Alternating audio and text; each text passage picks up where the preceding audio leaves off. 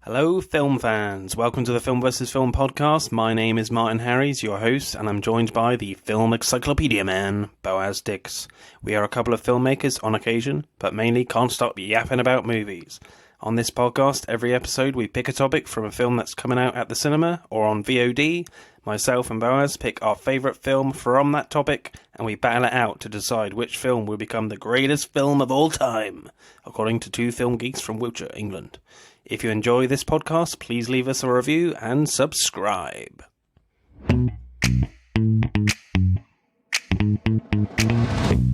Okay, on this week's pod, we are talking Netflix original films, as the world has still gone to shit, and we can't go to cinemas anymore for a while. Hopefully we can do soon, so we thought we'll have a look at Netflix original films, because they do a lot of good stuff, a lot of crap as well. Let's be admitted, there's so much stuff on there, but there are a few gems. As ever, I am joined by the encyclopedia man that is Boaz Dix. It's Brave Scientist, remember?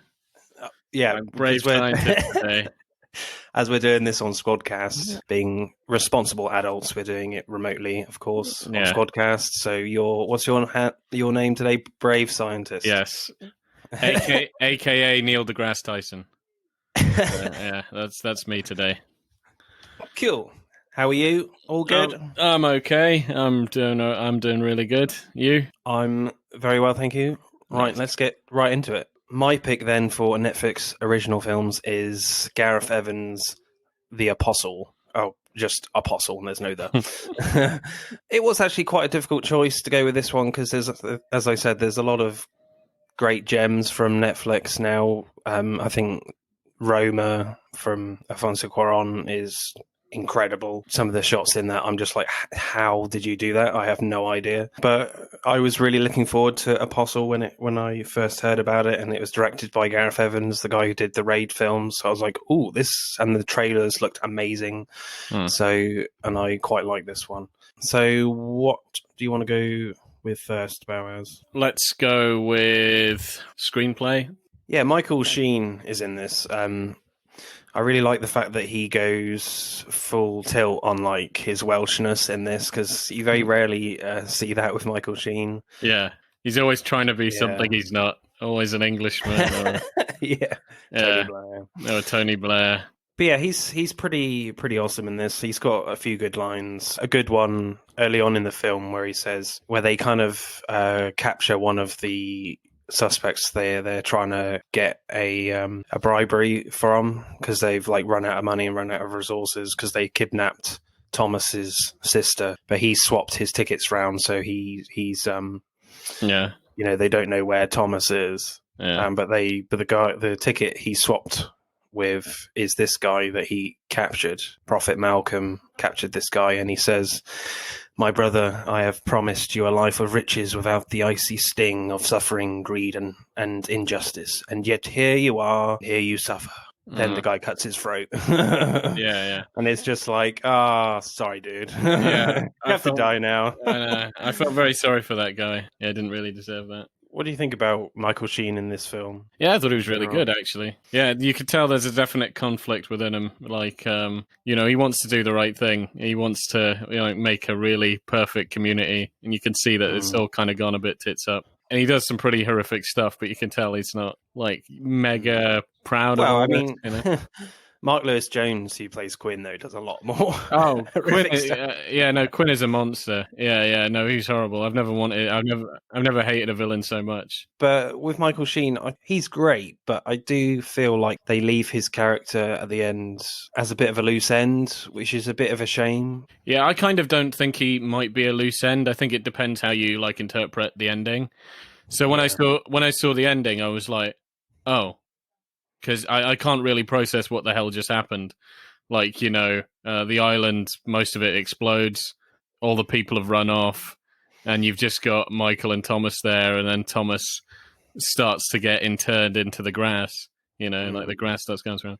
So, but then I started thinking, maybe actually this is Michael's second chance to get it right. Maybe when the goddess died, Thomas is the new, god of the island. Maybe it's his chance to actually do it right. Yeah, that's how I saw it as well. It was Yeah, kind of like the witch. Thomas is like the witch's replacement yeah, kind of yeah, thing. But I was surprised he didn't really get a line. It was an interesting choice that, limps towards him and just watches him get consumed by the island. yeah. And that's it for that character and the film. But I think maybe he's gonna now, you know what I mean, like pay it particular reverence, not just like. Yeah. I think the problem with the witch, maybe she does require sacrifice, but she doesn't want to be like gorged, caged and gorged and stuff, and made to do what people tell her to do. It was interesting with the witch's, well, we're calling her the witch, but her character name is just called Her. Yeah, well, Which is they quite refer funny. to her as like the goddess of the island many times. So Yeah. I'll go by that. Like she's a goddess. I think Yeah. more than likely she's just like some witch, but maybe she's more. The Yeah. message of the film does seem to be like, nature isn't there for us to like control and mess around with. Mhm. Do you know what I mean? Yeah. Like impose our will on.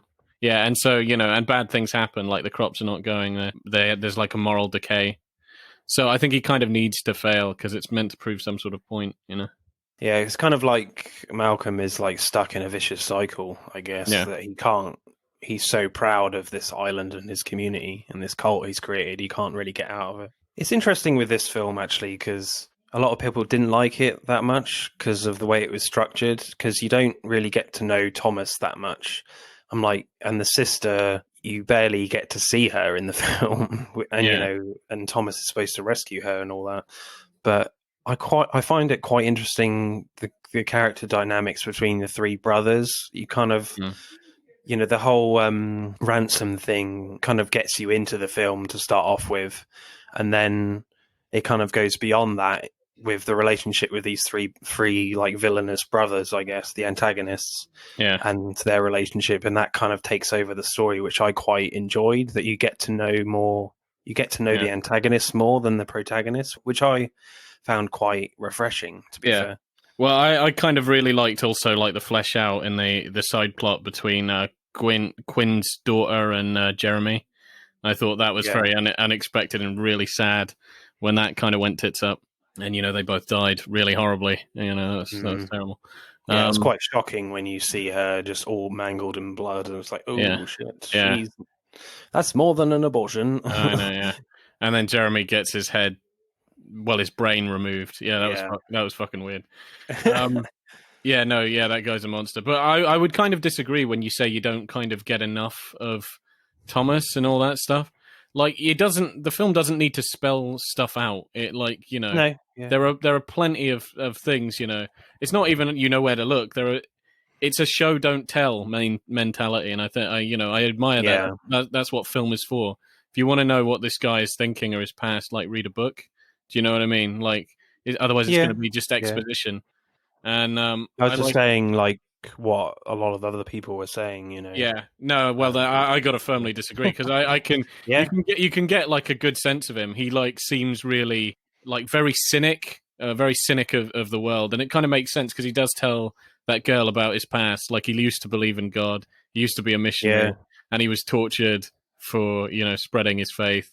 And then he's like, yeah, screw that noise. And you see he's constantly like shaking, like he's got some alcohol withdrawal and what have you. He's always looking at his vial of alcohol. I thought that was quite a powerful moment, like when they've got his sister in the town square and they're like, surrender yourself, reveal yourself or we'll kill her. And like they take a lock of her hair and he's like freaking out. Yeah, I really like that scene as well. Like Dan Stevens, who plays Thomas, like really goes for it in that. He's just like really trying to restrain himself, from trying to save her, because obviously he doesn't know what they're going to do, and he's just basically gambling with her life. But I like how if the focus is on like, what was it? There's a lighter and a bottle, and he goes for the bottle. And you think, and then he smashes the bottle, and he's like, I think it's like pure opium or something. I don't know what they took in those days. It might be something, I don't know. Some sort of drug that tries to, I don't know, do something, get him high to try and distract him from the situation. But he's so good in that. Mark Lewis Jones has some really great lines. Like just before the purification scene, Thomas's daughter confronts him. She says something like, "Jeremy only had love for Theon," and Quinn, leans over to her and pulls his collar down and reveals the scar that he gave him because he tried to cut his throat, and he says, "Is this the love of which you speak?" Yeah. Like, oh shit, you can't get out of this now. Yeah, he's pretty disgusting, man. Have you got a favorite line? Or I actually no, I've got a favorite line. I like when the guy tries to assassinate Malcolm. When they're kind of like trying to save Thomas, and he says, you know, he's like, I will not let this be in vain, brother. You know, your blood was spilt for me. I'll spill my blood for you. And he cuts his hand. I thought, wow, that was really cool. I thought, you got this so much trust in this guy that saved you, but he's the one you're after. I quite like that sort of stuff. And I thought that was a really good sort of poetic, prophetic sort of line. My favorite line is when you kind of know Quinn is an evil bastard when he kneels down to Jeremy when he's screwed onto the table during the purification scene, and he says into his ear, "I wanted this." Yeah. It's just like, fuck. Yeah, that was pretty. That guy is fucked up now. Yeah. Run away. Yeah. Everyone get out. Yeah, no, he's pretty screwed up. So score, what score would you give Screenplay? 8.3 or something. I think for me, like, the script is the weakest part of the film. I think there are a lot of stronger aspects in directing and acting for sure. Not to say I don't think it's a big margin at all. As I said, I think when you get to know the character dynamics between the antagonists kind of more than the protagonists, I quite like that, and it was quite refreshing. So I'd go maybe 8.1. Should we do acting next? Yeah, sure. As we said, Michael Sheen is really great in this. One of my favourite bits from him is during the first preaching scene, like in the chapel. He doesn't like overdo it, but he just seems like so convincing, because you see a lot sometimes in films and in real life, like the preachers in these cult religions, that they really go over the top.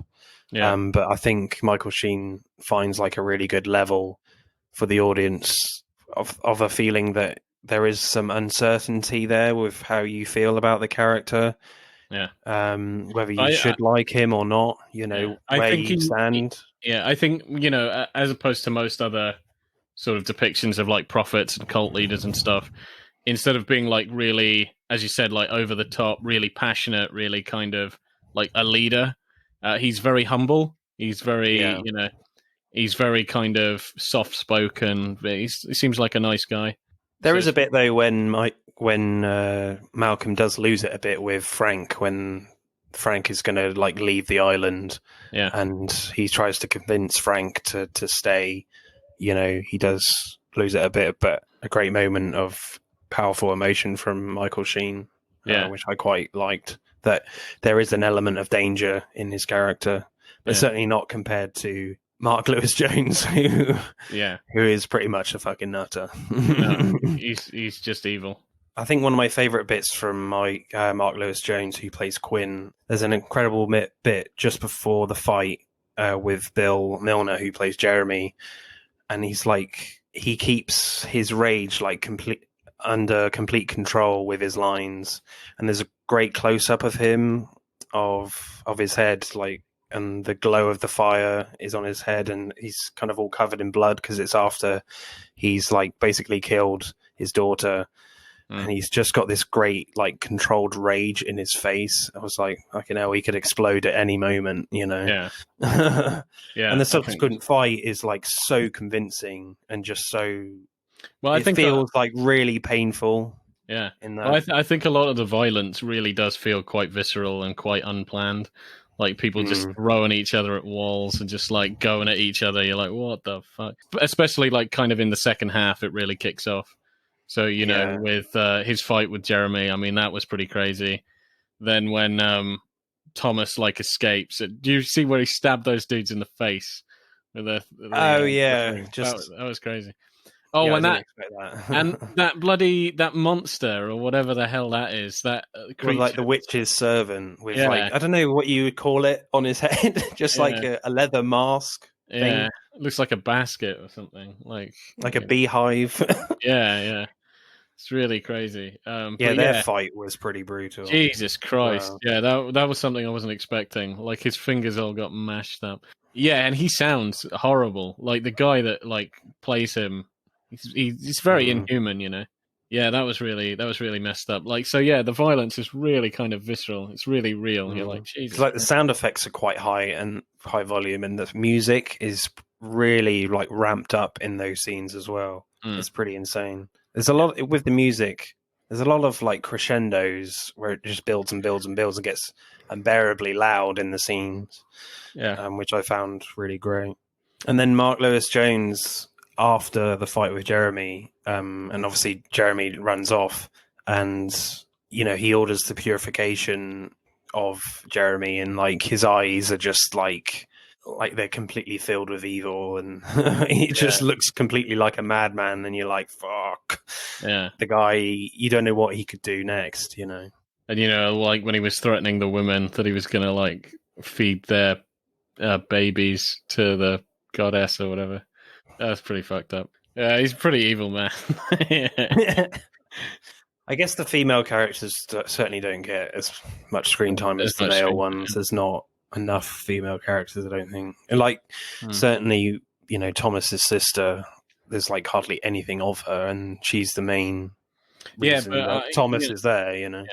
but I would see her more as like I suppose the word you say is a MacGuffin, and like Or plot device. yeah, she's more of a plot device. She's Which I think some people do have a problem with, but I don't. As I've said, it's kind of more interesting to focus on the antagonists. There's one piece of really dark humor, which is quite interesting. Just before the purification scene, there's a great moment just before Quinn turns the screw, and he cuts off some of Jeremy's hair. So you just see like a bald patch for the screw to go in his head, and then he just blows on it. yeah. Which is just like, I need to do this right. It needs to Yeah. be just right so I can Needs to screw be his head. perfect. You screw my daughter, I screw you in the head. Yeah. Yeah, that was pretty weird. It's pretty screwed up. So who's your favourite performance? I think I'll go with the guy that plays Quinn. Actually, I like villains, so Yeah. Marlos Jones, yeah. he's proper. For me as well, he does it so well. This controlled rage that's just like bubbling on the surface. Well, I think most of the stuff you see of him, even before he kind of goes full blown supervillain, it's like you can tell there's something not quite right with him. But he is pretty damn angry. Like every scene he's in, just in the background, he looks kind of a little pissed off. I think you get that a little bit with Michael Sheen.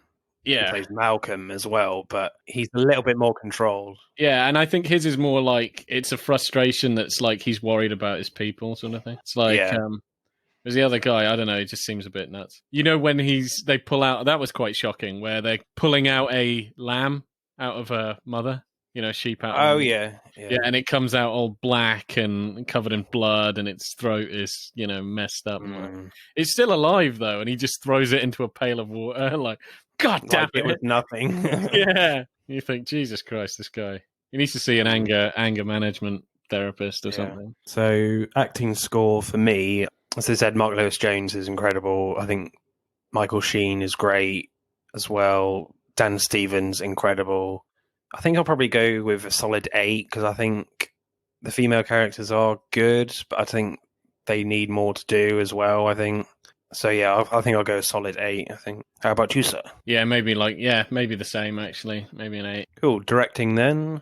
I had trouble deleting my notes for this because I had a lot.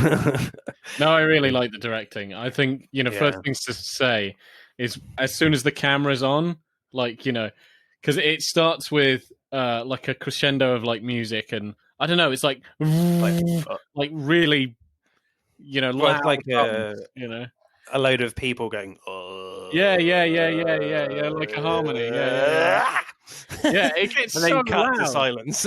Yeah, that was insane. And then, but as soon as the camera's rolling and you see what the environment looks like, it looks just so crisp and rich and colorful. And Yeah. I don't know, there's something about it. You're like, Jesus Mm. Christ, this looks realer than real. Yeah, the It's so cinematography is good. really nice. I feel like they kind of touched down the saturation a little bit.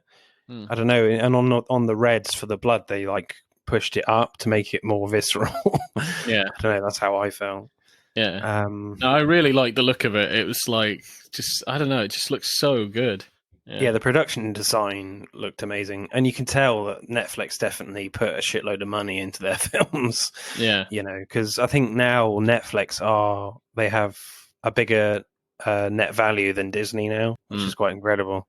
Yeah. So they've got cash to splash on their stuff. Could you believe like I don't know if you ever heard this about the history of Netflix. They actually wanted their service to be bought by Blockbuster. And Really? yeah, and Blockbuster, they offered it to Blockbuster. Blockbuster was like, nah, we're good. No, nobody's ever gonna, want to just sit at home and watch, a crazy amount of internet television rather than go to a video store and buy a VHS or DVD.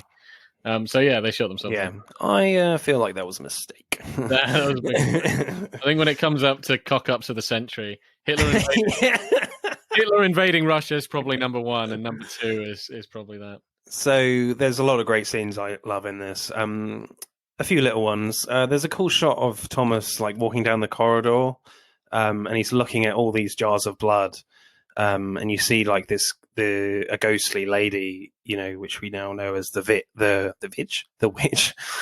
Vitch. What the witch, and she's got lots of like white fuzzy hair, and she's all out of focus, and it just gives that first inkling in the film that you do see her before, but in the chapel. Even that is kind of weird because you see her on the side, and Malcolm looks like at her instead of Thomas, and he's like, "Oh shit!" And you think, "Who is this old lady?"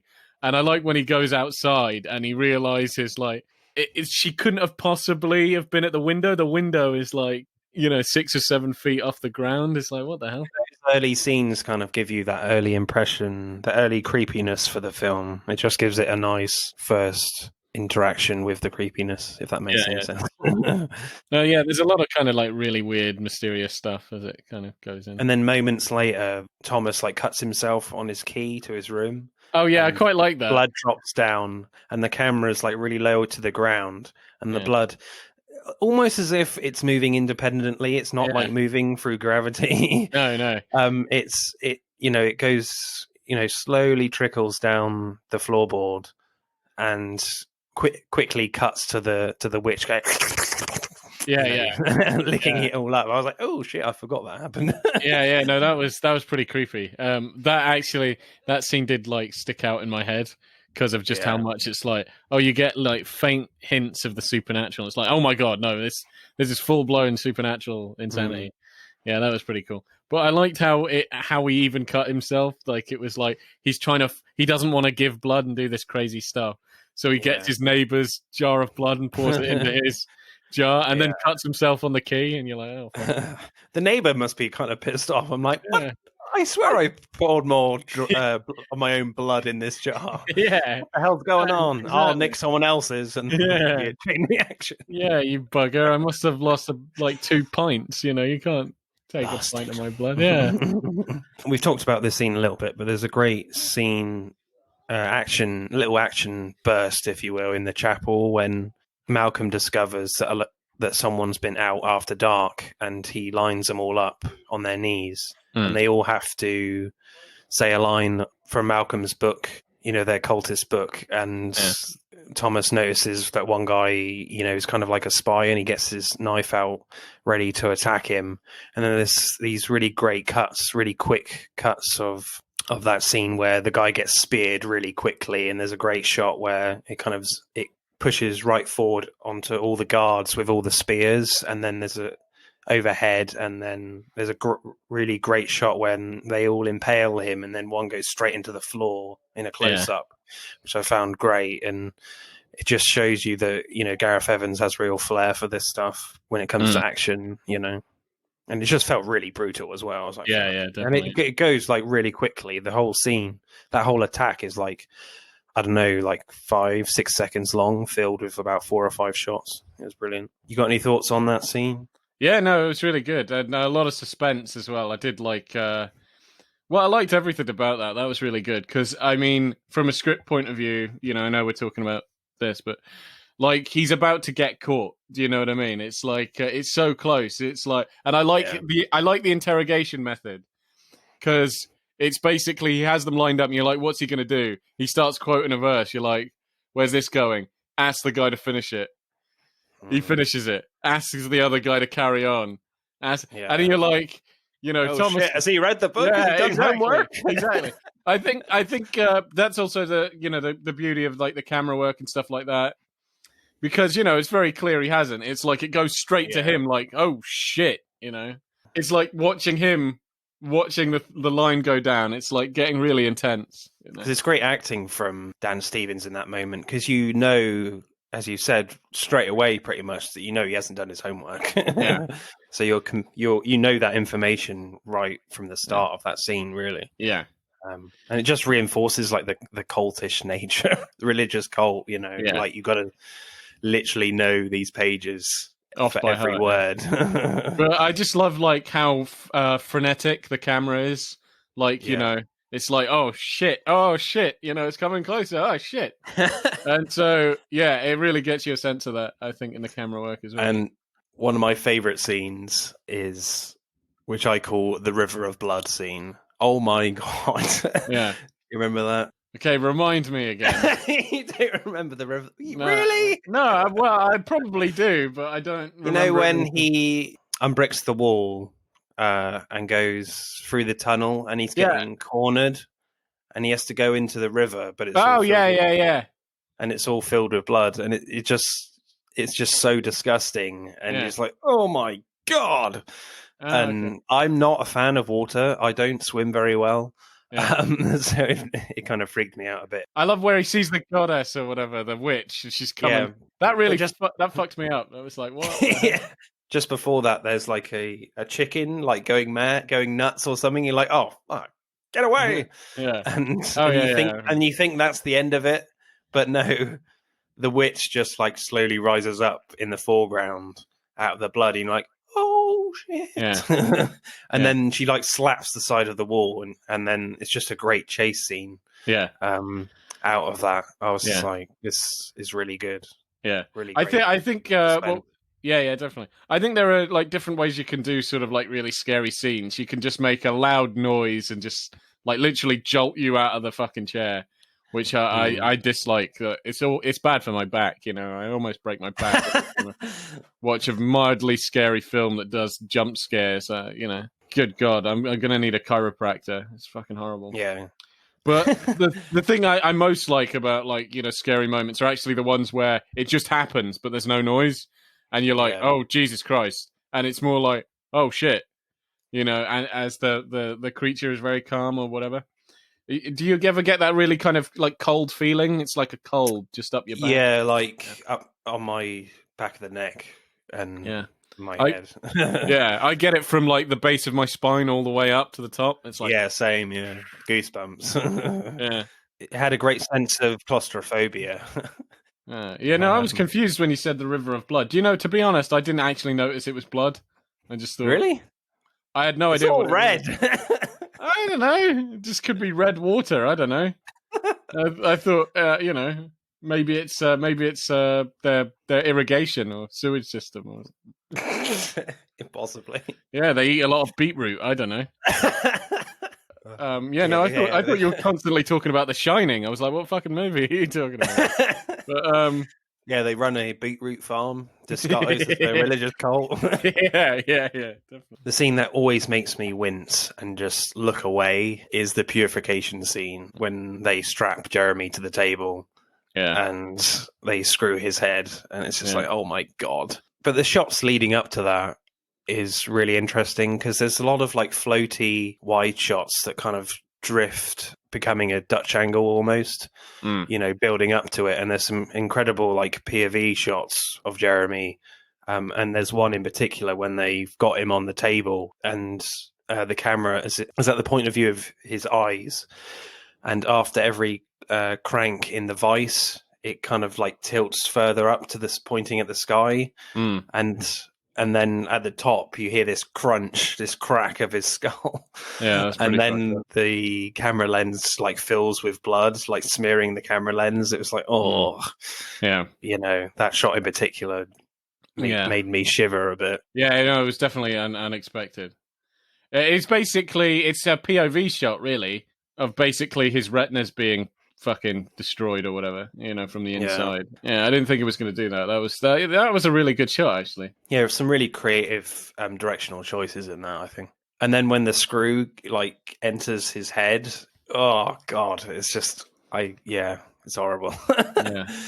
Yeah. Any other scenes that you enjoyed or freaked you out? I'm trying to think of it. Oh, this is a shot I really like when he's talking about his past to the girl.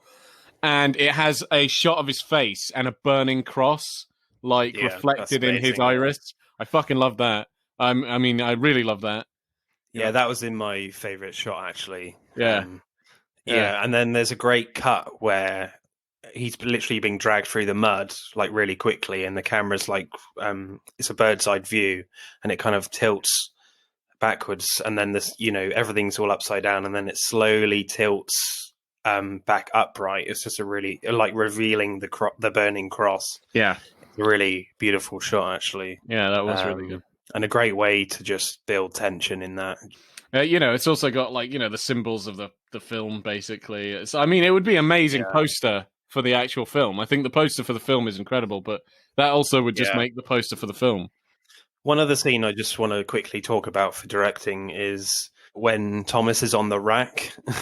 Yeah. And he's been slowly pulled by the witch's servant in the weird like leather hat thing he's got on, and he's like cranking the thing. And there's a really nice tilt shot where he's on it, and it tilts up slowly to reveal the grinder. And you're like, hang on a minute, he's not getting out of this. Yeah. His hands are going to get grinded. Yeah, because you think he's going to get out of it because he gets out of some other scrapes. Yeah. So you're like, I think it's also kind of weird because as he's getting closer, you're like, you know, he's trying to struggle. It's like something's going to happen. But like his hand gets grinded. You're like, what the hell? And that's how he gets out of it. That's how he gets out. Yeah. But this is my thought is, has this creature ever used the grinder before? Does he know that this happens? That if you grind a person, it will break the ties on their hands and then they'll get out?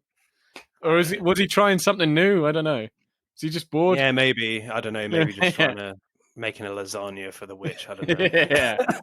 It's like nothing else is working. I've made this woman some pasta instead. Exactly. I've made her cups of blood, handfuls of meat. Yeah. I've made a pizza. Like, you know, let's make a lasagna. Yeah, screw it. Or cottage pie, you never know. Cottage pie. Potatoes around. Exactly.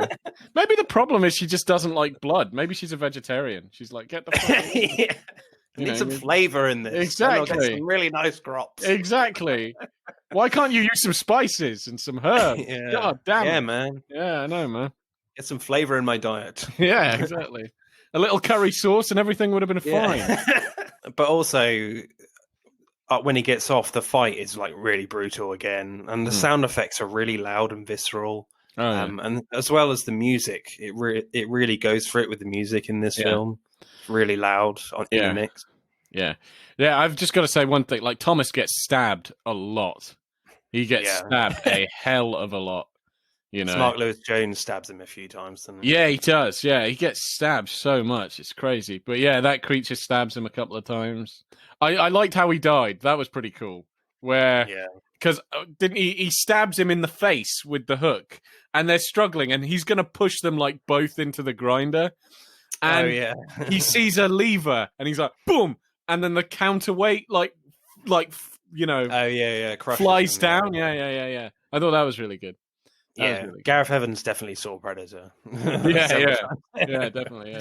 But I thought that was cut really well. I thought that was cool. So directing, what score do you want to give it?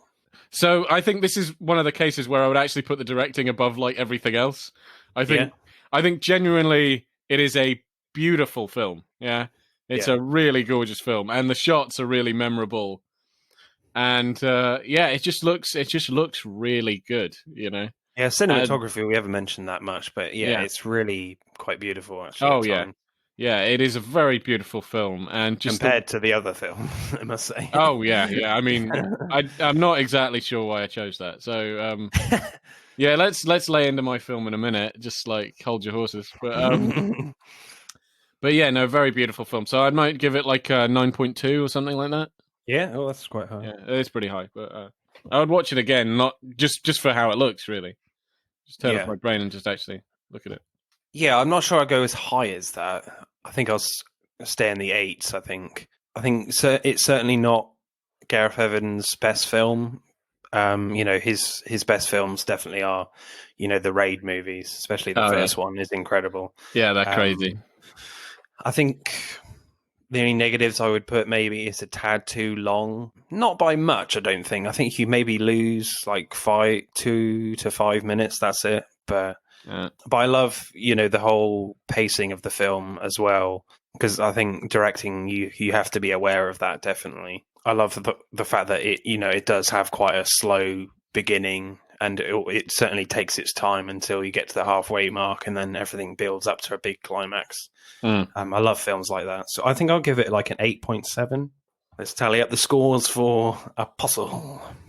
So that's 50.3. Right, Boaz, Mr. Encyclopedia Man, what is your pick for Netflix original films? Old Guard, yes. The Old Guard with Charlize Theron. Yeah. Screenplay, yeah. Like the film, I do like the concept of the film. The concept is really good. So I do like the kind of idea of it, that it's like it follows a group of immortals, like I think it's 4 of them. They're being hunted down, and they find like a new immortal to add to their, to their number. And, there's a lot of action and stuff. So I thought, that's pretty cool. I think conceptually it's quite good. Script-wise, I'm not so sure. Actual execution, I'm not so sure if it's actually that great. I think the script is probably like one of the better things, I think, of the film. Well, the dialogue. Yeah, I would say, the dialogue is quite amusing, yeah. I definitely like the banter between them all, between the actual Old Guard members. That's pretty good. That's pretty funny.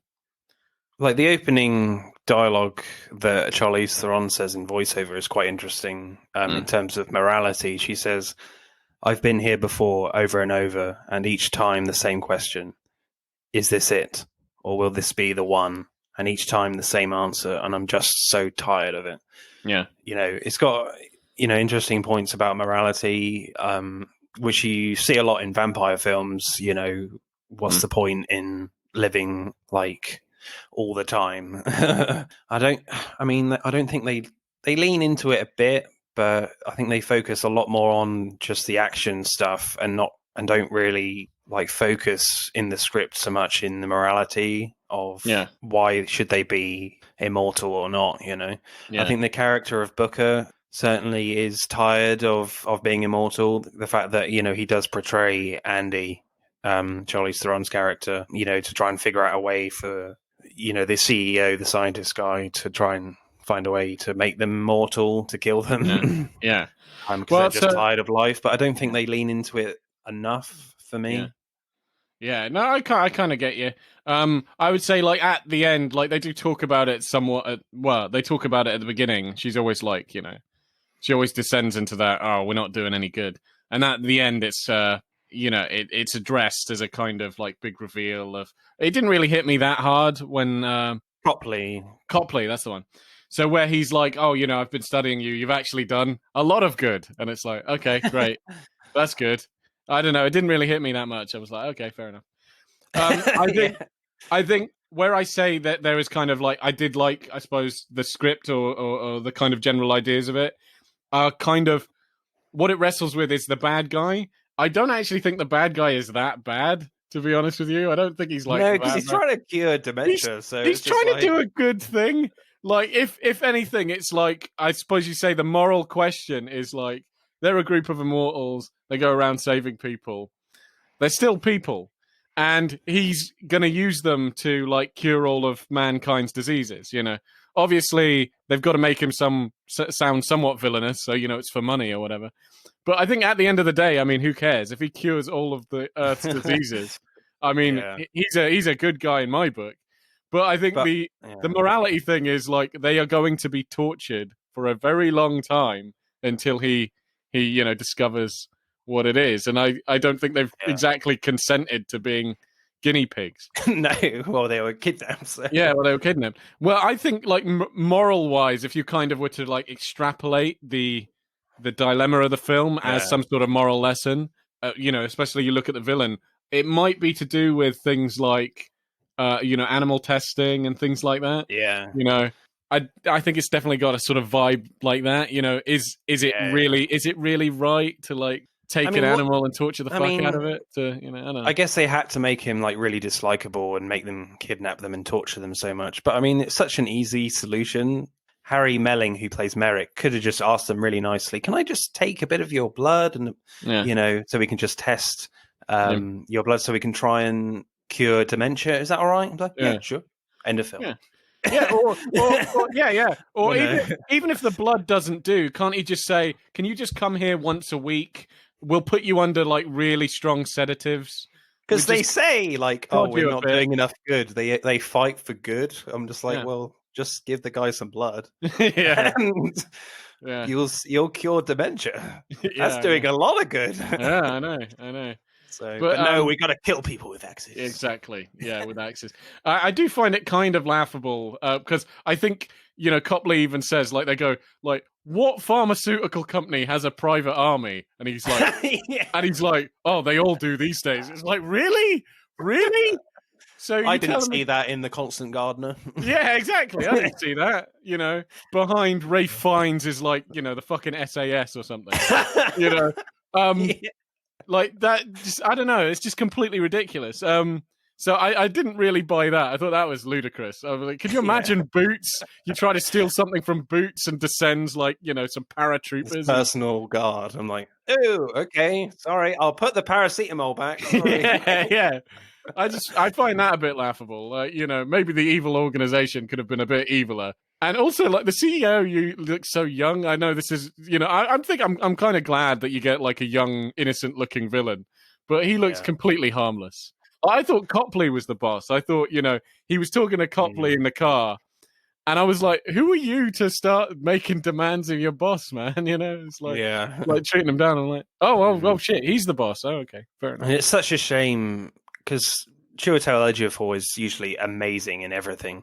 He's so wasted in this film. He could have done so much more. I'm just like, oh, yeah. I want more Chiwetel Ejiofor.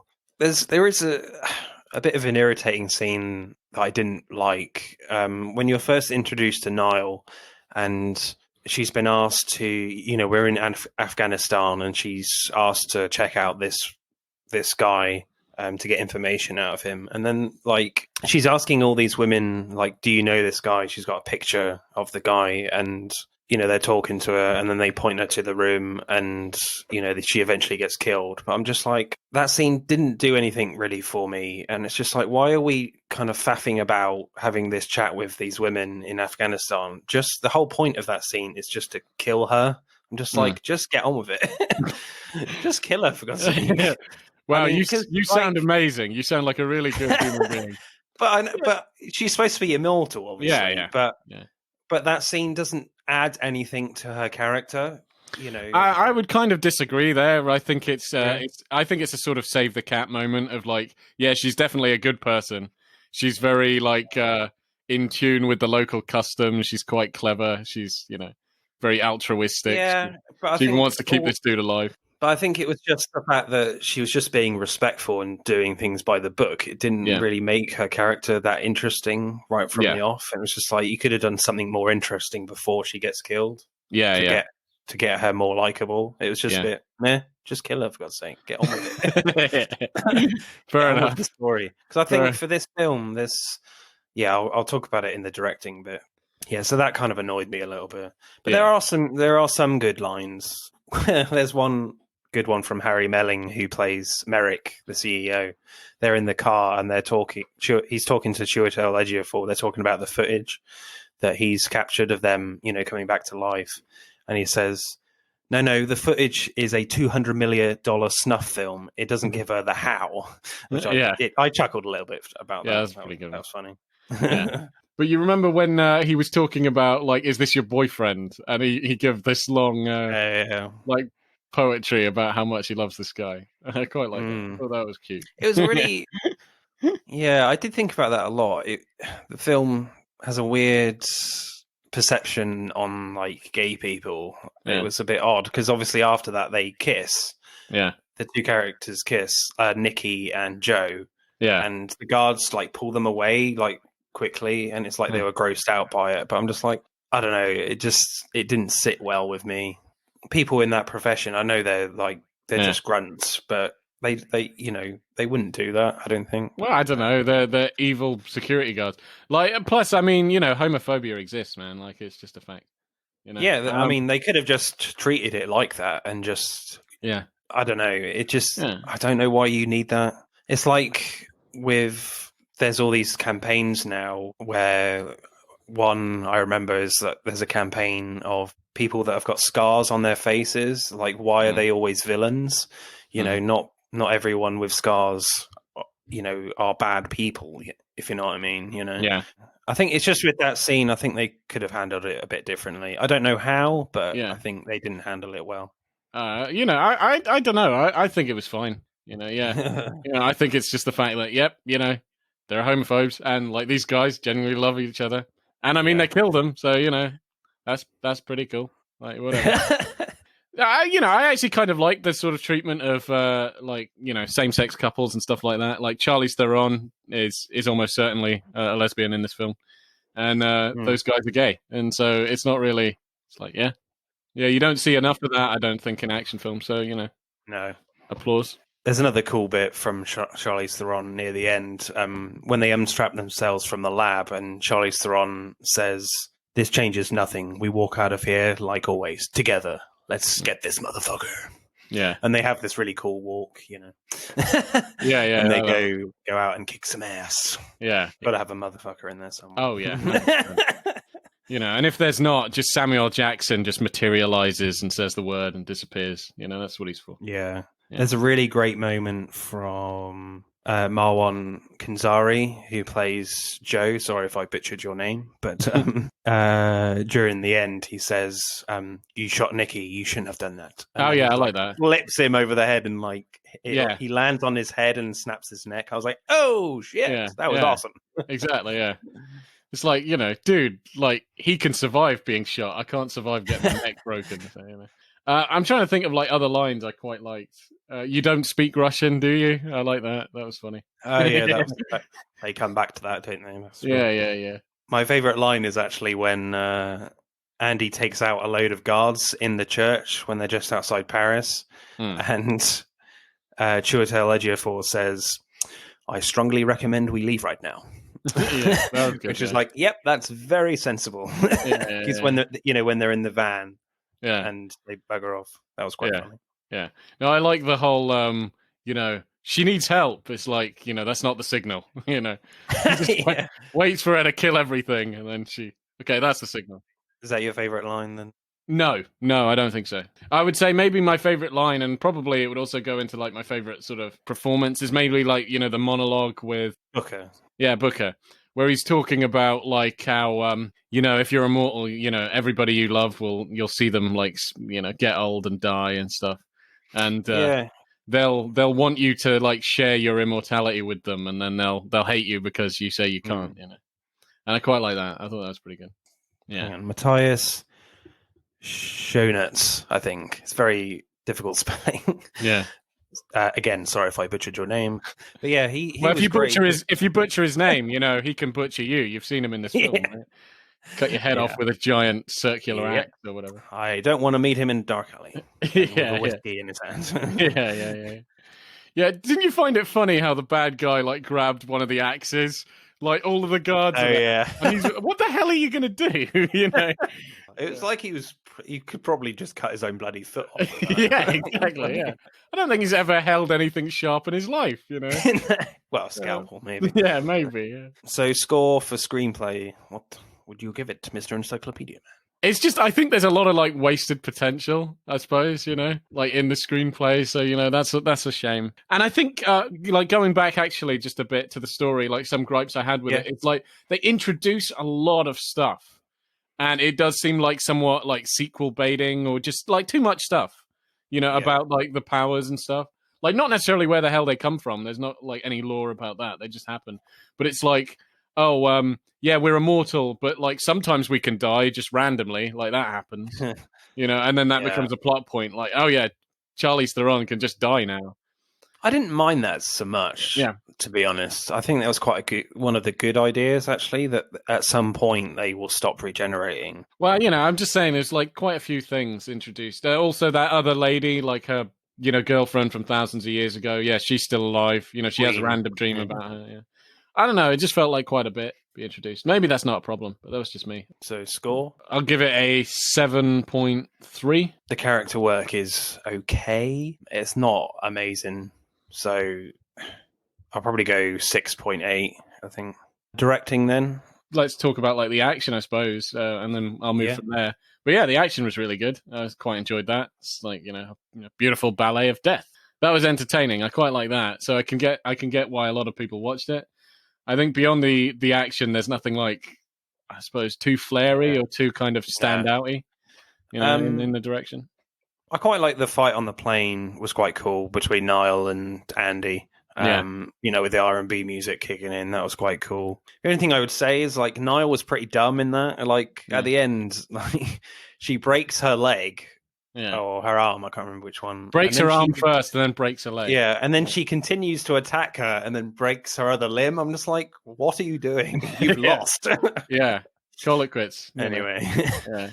But I thought that fight was quite well done. Yeah, that was pretty cool, yeah.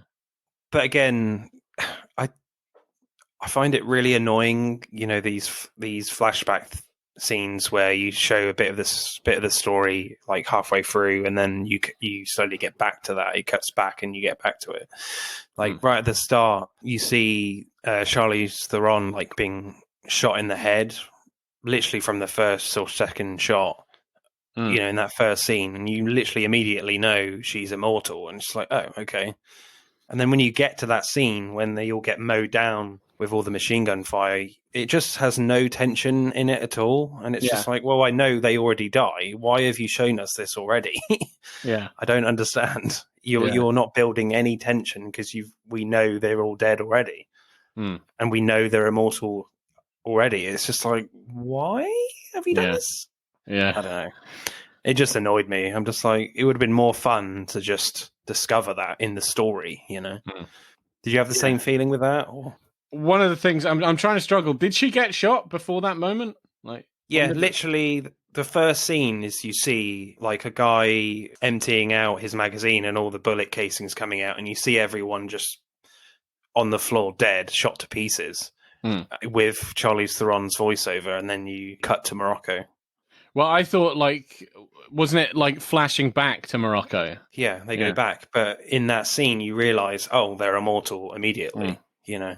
Yeah, that's what the feeling I got. Okay, it's just a bit irritating. Yeah.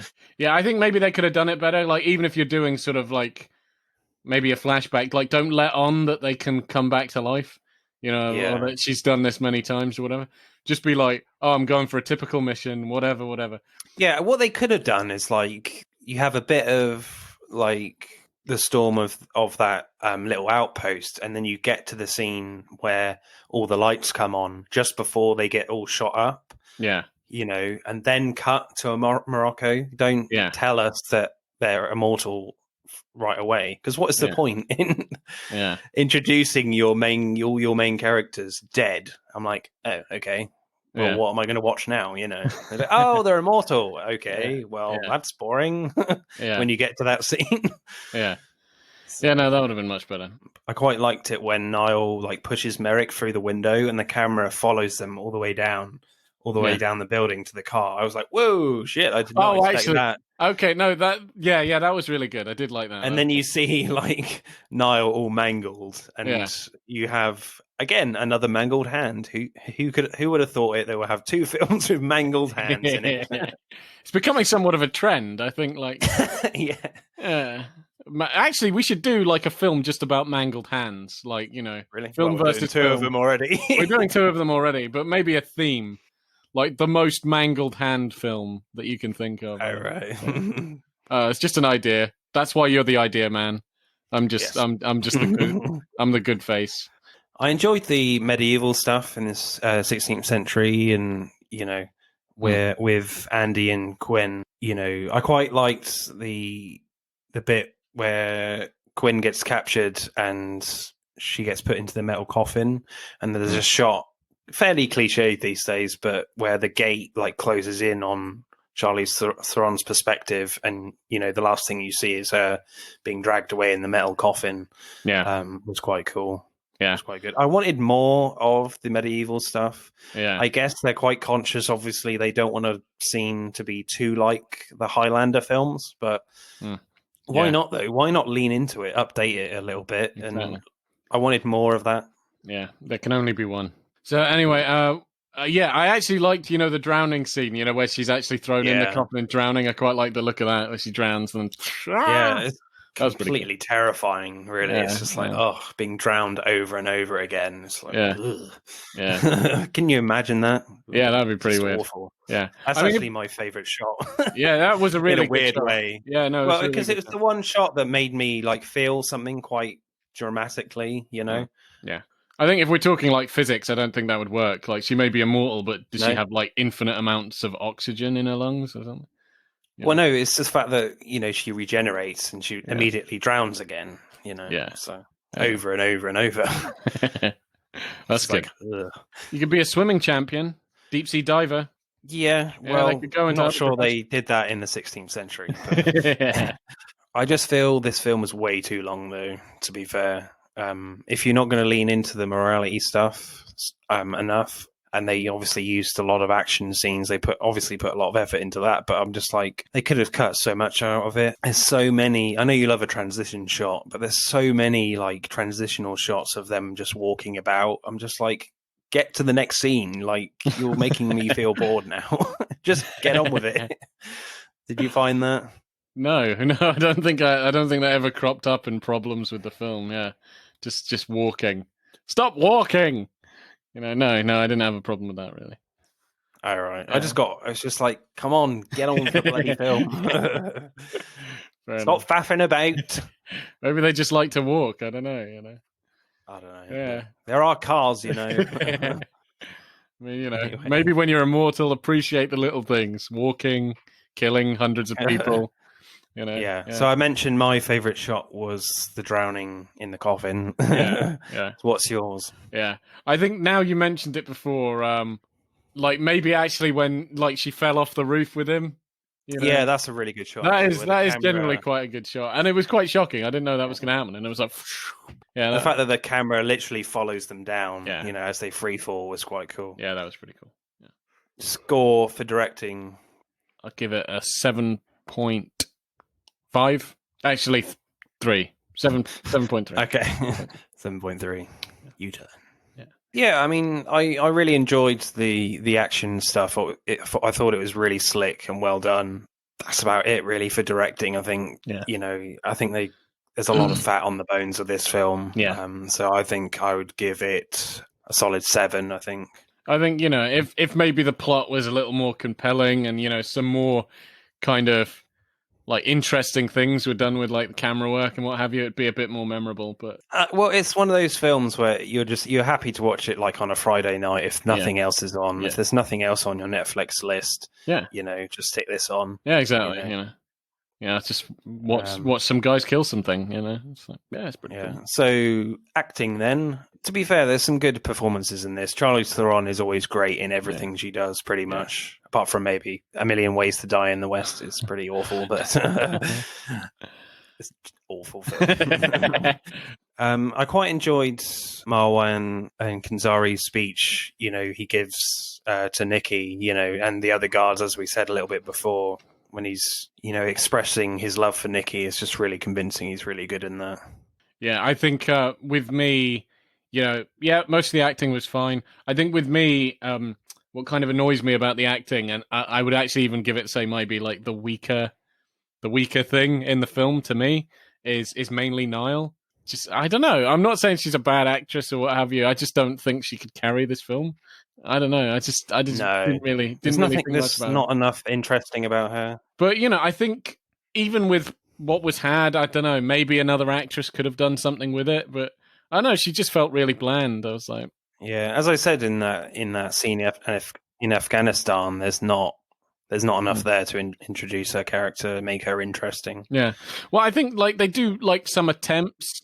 They do attempts through the film of like she's got a family. Oh, I miss my family and stuff like that. Oh, this is my mother, and my dad died and everything. The classic things that are made up to make you like a protagonist. You see it everywhere. But I don't know. I just wasn't buying it. I was like, yeah, this is the bit where we're meant to feel sorry for her. I don't know. I wasn't really buying it. I really liked, and one of my favorite scenes actually is when Andy comes out of the Humvee and she's looking really annoyed, and she shoots Niall in the head, and she's like, "I ain't got time for this shit." Yeah. And she says, "Oh, why does it have to take so goddamn slow the first couple of times?" Yeah, it's a very Lethal Weapon moment of just like, oh, for God's sake. And Charlize Theron is really great in the scene where Booker portrays her. She's like really emotional and completely shocked.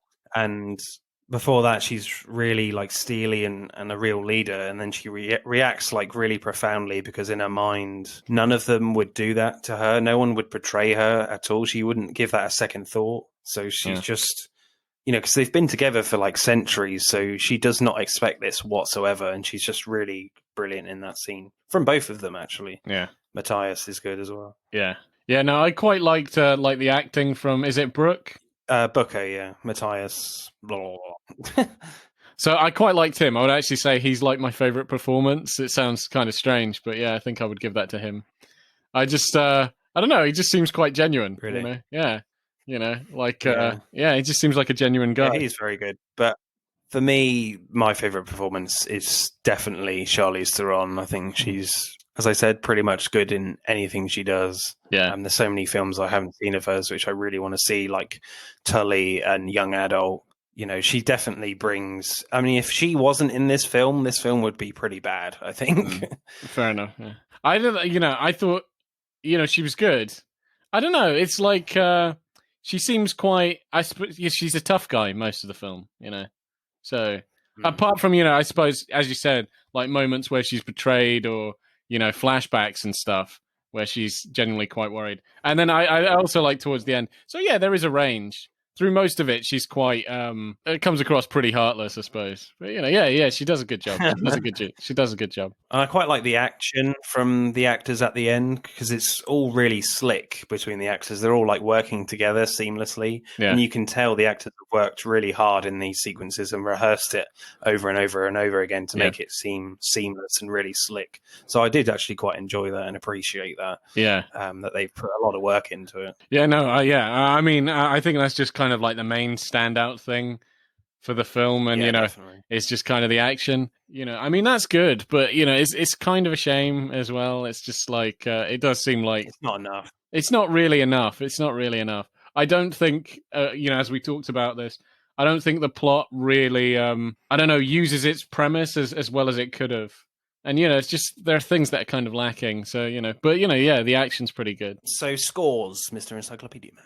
Well, I would give it a kind of like higher mid-range sort of score. But my biggest gripe with it is the fact that Niall is the main character. Because obviously she's the character that's supposed to connect you to the story. So yeah. She's not compelling enough, I don't think. No, not really. She's pretty bland. I think it would have been much better just the four of them. I think the four of them get on really well, and they're much more. Not to knock this actress or whatever, but I don't think she's in really the same league, and it's quite a lot to put on her shoulders. So I don't know. Maybe I'll give it I don't know, because I'm veering towards like a 7.5 for like everybody, but her, I don't know. She kind of ruins the experience for me. you know, and then I would give it like maybe like a 6 something, a 6.7 or something. 6.7. Yeah, I would say just mainly because of Niall. I know I'm going to sound horrible, you know. Okay. Yeah, 6.7 because of Niall. Blame Niall, the actress that plays Niall. Yeah, I can't stand her. She's in it too much. I definitely agree with you. I think she's not great, but I think Charlize Theron and some of the others in the crew are good enough, I think, to bump my score up a little bit higher. Not by much. I think maybe 6.9. All right, fair enough. Right, let's tally these up for the Old Guard and see who wins. 42 for the Old Guard. Meaning of life. So that doesn't make the top 10, I don't think. No. So Apostle wins this one with 50.3. Yeah. If you want to check out our leaderboard, check out our Instagram account. Yeah. It has the leaderboards on there. Yeah. So I'll put them on Monday. I should have picked Extraction. I should have picked Extraction. Yeah. Extraction is really good. I like anybody listening, watch that. I would say watch that instead of The Old Guard. I think it's a superior film. And like it's just a better action film because it's got amazing action like this. But I love the story. I love the camera work. I love everything. I love Chris Hemsworth. Some really insane stuff. I know. I'm such an idiot. Pick Extraction over this any day. Thanks, Boaz. Next week we'll be doing bottle films as on Netflix. Malcolm and Marnie, starring John David Washington and Zendaya, is in that one, and it's all set in like one room. So we thought we'll have a look at films that are all set in one place. So that'll be interesting. Thank you for listening, guys. Goodbye, Boaz. See ya. Thanks for joining me again. And see you next time. Bye. Bye. That's it for this week's pod. Thank you for listening. We hope you enjoyed it. If you would like to find out more about the podcast or suggest future topics for us to discuss related to upcoming releases, let us know on Instagram at Film vs. Film Podcast or on Twitter at FVF_podcast. Remember, please subscribe. Pod signing off.